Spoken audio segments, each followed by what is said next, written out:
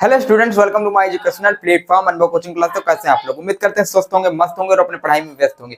देखिए, आज के इस लेक्चर में, आज के सेशन में हम बात करने वाले हैं क्लास 10th के साइंस से इंपॉर्टेंट क्वेश्चन है, उसके बारे में डिस्कस करेंगे। उससे पहले मैं आप लोग को बता दूं, जो बच्चे हमारे इस प्लेटफॉर्म से, हमारे चैनल से अभी नए हैं और चैनल को नहीं सब्सक्राइब कर रखा है, तो अभी भी आपके पास वक्त है, समय, अभी भी चैनल से जुड़ सकते हैं, जुड़ जाइए, ठीक है।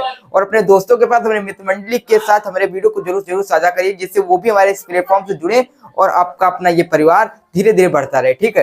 तो देखिएगा, हम आज के क्वेश्चन को डिस्कस करने से पहले मैं पहले बताता हूं कि जो क्वेश्चन मैं लेकर आता हूं, पहले हम उस चैप्टर को डिस्कस करते हैं, उस चैप्टर को पढ़ते हैं, ठीक है। क्योंकि सबसे पहले क्वेश्चन पढ़ने से पहले हमारा पहला कर्तव्य है कि क्वेश्चन से पहले हम उस चैप्टर को समझें कि उस चैप्टर से कहां से क्वेश्चन आया है और कौन सा कॉन्सेप्ट लगा उसमें, ठीक है।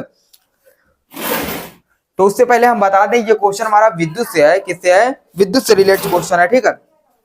तो ये क्वेश्चन विद्युत से है, और जो बच्चे अभी भी साइंस नहीं पढ़े हैं, ठीक, साइंस में अगर आप लोगों ने कुछ नहीं पढ़ा तो अभी भी आपके पास वक्त है, 3 महीने है। हम बात करें एग्जाम डेट के बारे में, तो हमारा जो 18 फरवरी को है, ठीक है, 18 तारीख को, 18 फरवरी को आपका क्या है, ठीक, फर्स्ट पेपर क्या होता है? हिंदी का होता है। 18 से आप चालू ना एग्जाम, तो यहाँ क्या है? हिंदी का पेपर है, ठीक है। लेकिन हम बात करें साइंस का पेपर, क्योंकि साइंस का सेशन, तो साइंस के पेपर हम बताने की कोशिश करेंगे। तो आपको जो 25 तारीख है, यानी आपको जो 25 फरवरी है, ठीक है, और 25 फरवरी को आपका क्या है, जो एग्जाम होगा वो विज्ञान यानी साइंस का एग्जाम होगा, ठीक। तो आपका जो 25 फरवरी है, 25 फरवरी को विज्ञान का पेपर है। उसके बाद 27 फरवरी को आपका क्या है? मैथ का पेपर है। उसके बाद जो आगे जो होगा पेपर, वो होगा क्या? उसमें होगा कला का पेपर, ठीक है। और जो 18 फरवरी के बाद जो पेपर होगा वो होगा सामाजिक विज्ञान का। उसके बाद जो पेपर होगा इंग्लिश का होगा। तो इसी प्रकार आपकी स्कीम है। मैं उम्मीद करता हूँ आप लोगों ने स्कीम देखा होगा, स्कीम आपको पता होगी, ठीक। तो मैं चलते हैं चैप्टर पे, कौन से चैप्टर से क्वेश्चन आया है उसके बारे में डिस्कस करेंगे। और मैं आप लोगों से क्वेश्चन जो है, मतलब आइडिया जानना चाहता हूं कि आप लोग कमेंट करके बताइए कि जो बोर्ड हम इधर ग्रीन करें हैं, क्या ये ग्रीन आपको अच्छा लग रहा है, या फिर हम व्हाइट करें, या व्हाइट बोर्ड पे पढ़ाएं तो अच्छा लगेगा, ठीक है। आप लोगों का कमेंट आना चाहिए कि सर हम किस, मतलब किस तरह के बोर्ड पे पढ़ाएं, व्हाइट पे पढ़ाएं या ग्रीन पे पढ़ाएं। तो जिस तरह का कमेंट आएगा, जो आप लोग बताएंगे, उसी पे हम लेकर चले आएंगे सेशन, ठीक। तो अभी हम ग्रीन पे पढ़ा रहे हैं, आप बताइएगा तो हम इसको व्हाइट कर दें, ठीक है। तो देखिए, हमारे पास क्या है? परिपथ में ज्ञात कीजिए, यानी हमारे पास कुछ परिपथ से रिलेट आते हैं। देखिए, हमारे पास सबसे पहले विद्युत चैप्टर है, तो विद्युत के बारे में बात करेंगे।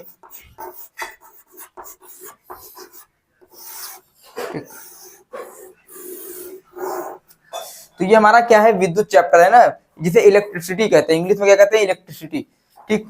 इसे क्या कहते हैं? इलेक्ट्रिसिटी कहते हैं। इसमें हम बात करेंगे तो हमारे पास क्या है? विद्युत में कौन कौन से फॉर्मूले हमने पहले बताया था। पहले आपका आता Q बराबर IT,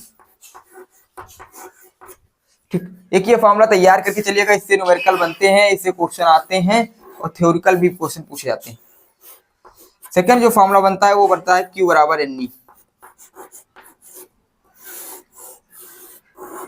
ठीक। तो हमारे पास जो क्वेश्चन है, जो फॉर्मूले हैं, वो Q बराबर IT एक फॉर्मूला है, दूसरा Q बराबर NE ये फॉर्मूला है।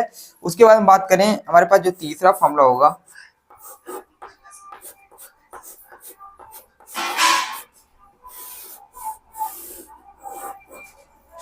V बराबर IR, ठीक।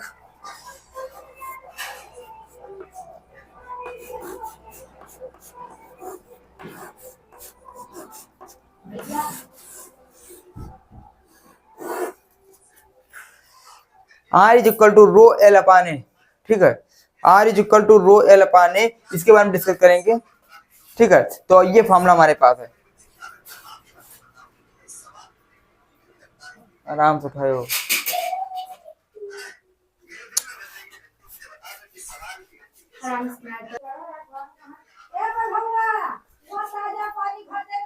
ठीक, तो मैं क्षमा चाहूंगा कि थोड़ी देर के लिए जाना पड़ा, कोई दिक्कत नहीं। देखिए, हमारे पास क्या है? R is equal to rho L upon A, तो R is equal to rho L upon A ये फॉर्मूला है। उसके बाद और फॉर्मूला की बात करेंगे।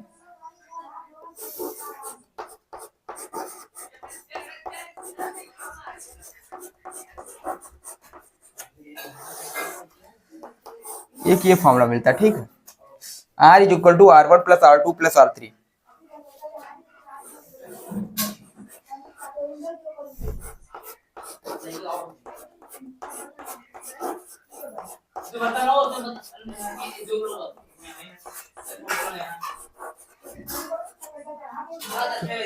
उसके बाद हमारे पास क्या फॉर्मूला मिलता है, उसके बाद मिलता है 1/r is equal to 1/r1 plus 1/r2 plus 1/r3, ठीक, ये वाला फॉर्मूला। यानी हमारे पास जो फॉर्मूले हैं वो टोटल कितने, इतने ही फॉर्मूले, इसके अलावा फॉर्मूला है, लेकिन जो क्वेश्चन बनते हैं जो इंपॉर्टेंट यहाँ से है उसके बाद भी बात करें तो हमारे पास जो फॉर्मूला बनेगा यहाँ देख लेते हैं। तो आपका एक फॉर्मूला आता है P बराबर I BI, ये तैयार करें। इसके बराबर होता है यूनिट निकालने के लिए, यानी आपका यूनिट निकालने के लिए आता है, ठीक, वाट गुणे घंटा, ठीक, गुणे दिन बटे 1000, ठीक। तो यानी आपके जो न्यूमेरिकल बनेंगे, हमने पहले बता रहे हैं, आप भी बता रहे हैं कि अगर आप भी अभी साइंस में 95 स्कोर करना चाहते हैं, 95 प्लस स्कोर करना चाहते हैं, तो भैया केमिस्ट्री के रिएक्शन, बायोलॉजी के डायग्राम और फिजिक्स के न्यूमेरिकल अभी भी तैयार करने चालू कर दीजिए। 95 प्लस आपके स्कोर हो जाएंगे, कोई दिक्कत नहीं, ठीक। तो हमारे पास कुछ इसी प्रकार का फॉर्मूले हैं, इस फॉर्मूले से आप लोग तैयार कर लीजिए, नोट कर लीजिए, उसके बाद मिलते हैं एक्सरसाइज पे। बहुत अच्छे से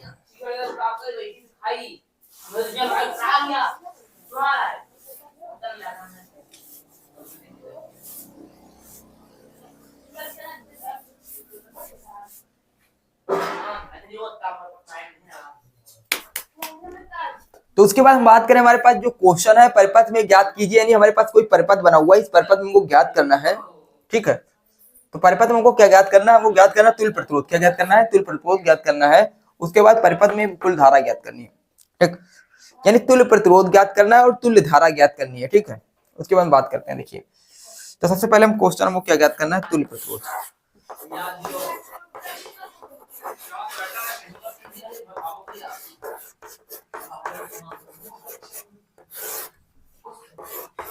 यानी R ज्ञात करना है। तो देखिए परिपथ में जो तुल्य प्रतिरोध है उसको पहले हम एक श्रेणी क्रम में जोड़ेंगे, तो A B के बीच, तो ये श्रेणी क्रम में जुड़ जाएगा, 2 ओम और 2 ओम, तो यानी आपका 2 ओम क्या हो जाएगा, श्रेणी क्रम में जुड़ेगा, फिर ये वाला जो इसके समांतर आ जाएगा, ठीक है। तो पहले हम 2 ओम को क्या करेंगे, जोड़ लेंगे श्रेणी क्रम में, यानी R1 इसको मान लेते हैं R1,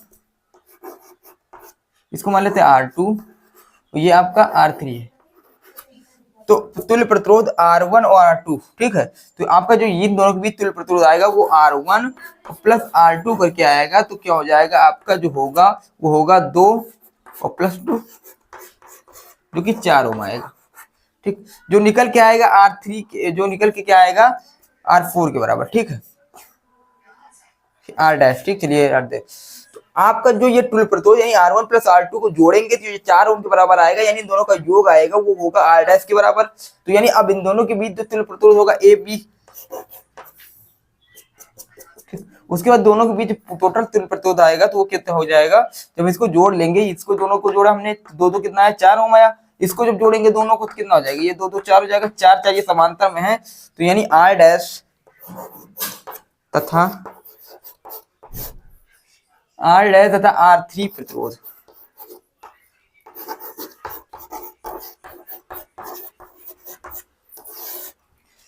समांतर क्रम में है।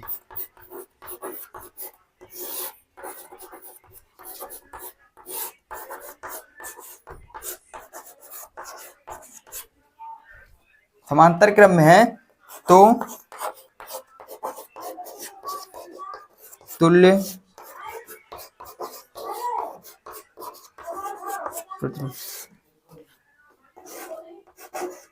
R बराबर क्या हो जाएगा, तो इसको जो समांतर क्रम, तो 1/R3 प्लस 1/R डैश, जो कि बराबर होगा 1/4 प्लस 1/4 के, ठीक। तो यहां से जो सॉल्व करेंगे 2/4 आ जाएगा, काट देंगे तो हो जाएगा कितना, तो 1/R की वैल्यू आएगी 1/2, जो कि R की वैल्यू आ जाएगी 2, ठीक। तो हमारे पास जो ये R की वैल्यू मिलेगी, यानी इन दोनों की भी जो टोटल तुल्य प्रतिरोध मिलेगा वो कितना मिलेगा आपको, 2 ओम मिलेगा, ठीक है। तुल्य प्रतिरोध मतलब पूरे परिपथ में कितना ओम का प्रतिरोध लगा हुआ है, तो हम इन दोनों को जोड़ेंगे, श्रेणी क्रम में जुड़े हैं, जब श्रेणी क्रम में जुड़े तो R1 प्लस R2 करके जोड़ा जाएगा, ठीक है। तो R1 प्लस R2 करके हमने देखा तो इनके बीच कितना ओम आया, 4 ओम।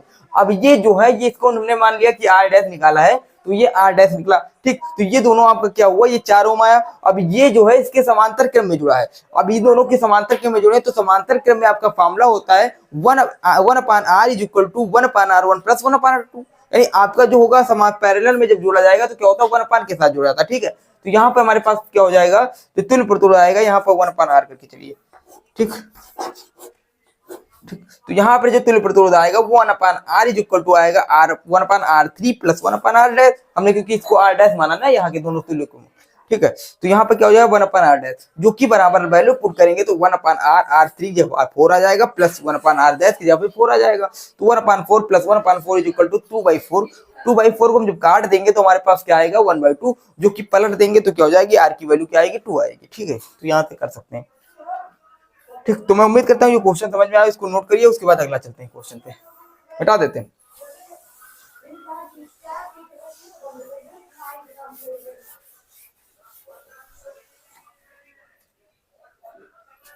उसके बाद दूसरा क्वेश्चन हमारे पास दे रखा है,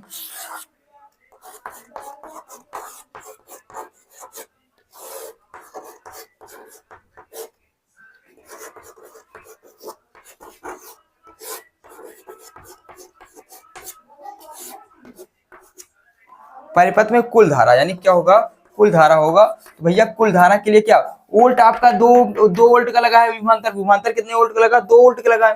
ठीक, आपका जो तुल्य प्रतिरोध है वो कितने, 2 ओम है, तो यानी फार्मूला होता है वी आई बराबर, ठीक, वी बराबर आई आर, तो आई बराबर वी अपान आर, कितना होता है वी अपान आर। तो यहाँ क्या हो जाएगा हमारे पास, वी की जगह 2 और आर की जगह 2, 2 से 2 जो कट जाएगा, तो जो धारा निकल के आएगी कितना होगी, 1 एम्पियर की धारा।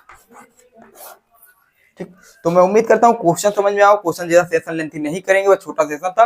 परिपथ में आपको क्या ज्ञात करना था, तुल्य प्रतिरोध ज्ञात करना, तो हमने इसको जोड़ दिया श्रेणी क्रम में, श्रेणी को हमने फिर समांतर में जोड़ा तो हमारे पास 2 ओम का प्रतिरोध निकला, तो तुल्य प्रतिरोध। ठीक है, उसके बाद जो परिपथ में कुल धारा ज्ञात करनी थी तो वी अपान आर होता है equal to V upon R, जो कि बराबर जाएगा 2/2 के, जो कि 1 एम्पियर की धारा आएगी। तो मैं उम्मीद करता हूँ क्वेश्चन सेशन अच्छा लगा होगा। अगर आप लोगों को समझ में आया तो कमेंट करके लाइक कर दीजिए वीडियो को, और चैनल को सब्सक्राइब कर दियो, अपने दोस्तों के साथ जरूर साझा करिए, और कमेंट एक जरूर बताइए कि बोर्ड को हम किस प्रकार रखें, व्हाइट करें या ग्रीन रखें। तो जैसा आप कमेंट आएगा उसी प्रकार बताएं, क्योंकि आपके सपोर्ट के आपके बताएंगे जिस प्रकार, उसी प्रकार हम कंटेंट और क्वालिटी करेंगे। आप समझ सुझाव दीजिए। ठीक है, फिर मिलते हैं अगली वीडियो के साथ। जय हिंद।